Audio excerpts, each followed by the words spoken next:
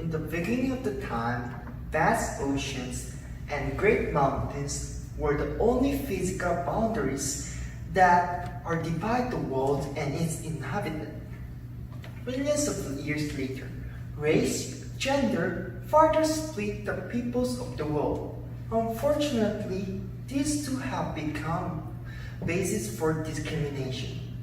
Some decades later, money, education, and opportunity, or lack of thereof, further define the line that separate one individual from another. Ironically, despite technological advancement in transportations and telecommunication, which are believed to bring people closer together, the world we live in is more divided than it ever have been. Now, nations are classified according to how progressive their economies are. On one end are the first world countries, and on the other are third world or developing countries. It is easy to imagine that the first world country live in a comfortable life, while majority of those who live in developing nations live in a dire poverty. This is, however, is not the case. For instance, despite being developed country, South Korea still have a small population of poverty-stricken individuals. The truth is, poverty exists almost everywhere in this world. How can you fight the poverty?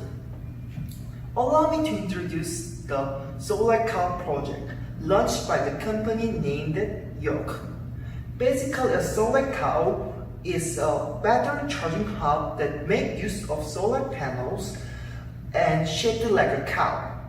The solar panels are placed on the back of the cow, while the charging ports are the others of the cow. The design was inspired by the animal which in Africa symbolized wealth. Solar cows are built statistically close to the school to encourage the parents to send their children to school, and these children are given a battery called power milk battery that they can plug into the solar cow. While waiting for the battery to get fully charged, the children attend a class at the school. By the time school finishes, children go back home with a fully charged battery. The founder of the Yoke made this solar cow just because she wanted the youth of impoverished African community to go to school instead of going to work.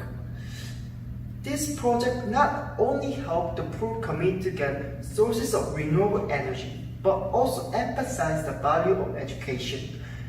If it were not for the solar cow, these children of impoverished communities in Africa most likely end up working.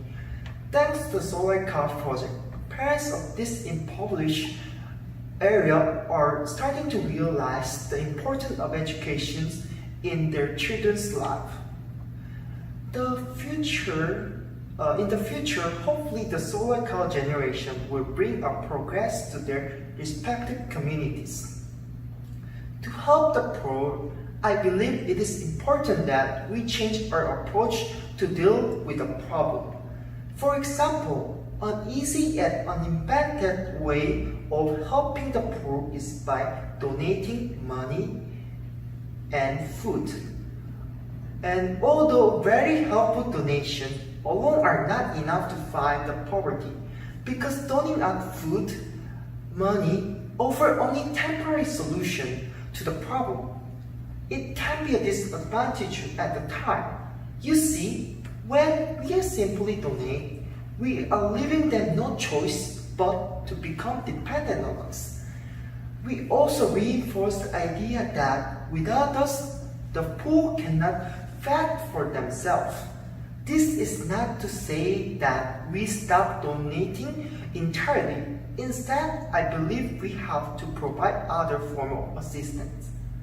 Maybe something that targets the cause or causes of the problem, not just its symptom, like the lack of livelihood opportunities and education, which should be able to everyone.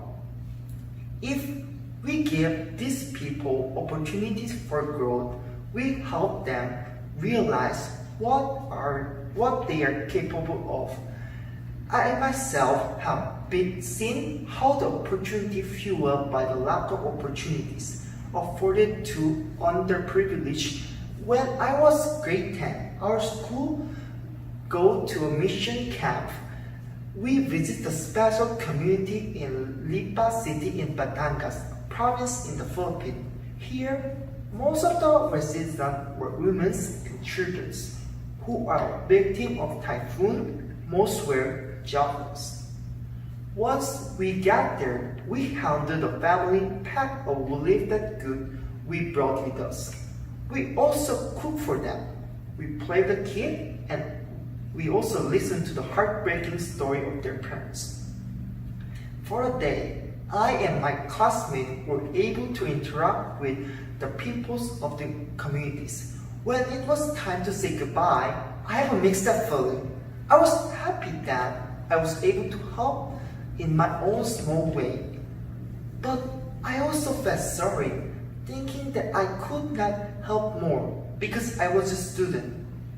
I also realized how fortunate I am for living in a more convenient life than they do, yet I still complain whenever I don't get what I want, things that doesn't necessarily need it for survival. On the trip back home, I could not help but wonder how these people would survive in the next weeks and months once our food donation ran out. It was then I realized they need more than a donation. In the future, I hope to help the less privileged by creating opportunity for them. When I become financially stable, I will start a non-profit organization and enlist the help of other professionals who are volunteer to contribute their knowledge and expertise. I also have a similar project like Solar Cow. Taking inspired from the Solar Cow project, this street organization will provide a plot of land to the family who lives from hand to mouth.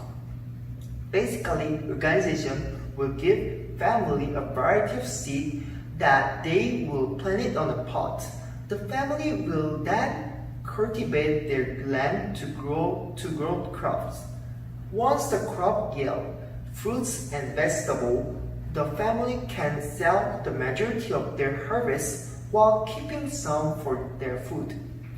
Depending on their earning, family will give a percentage of their profit to the organization as a payment for the land. Eventually, after some years, they will own this plot of land.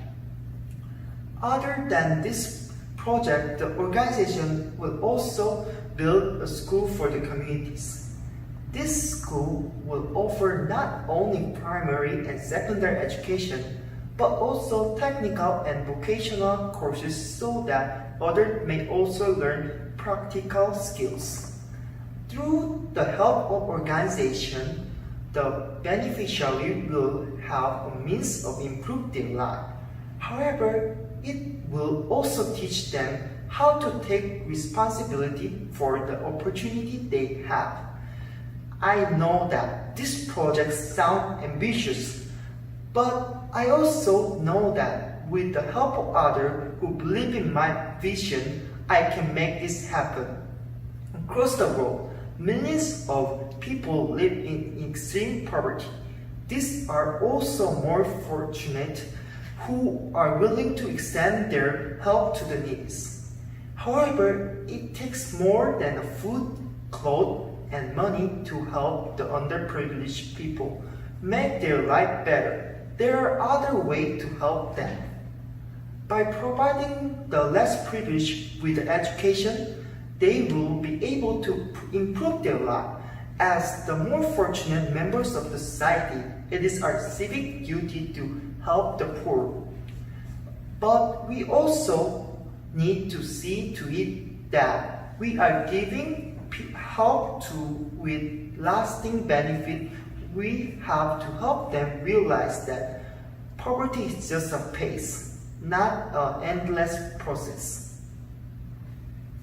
Thank you.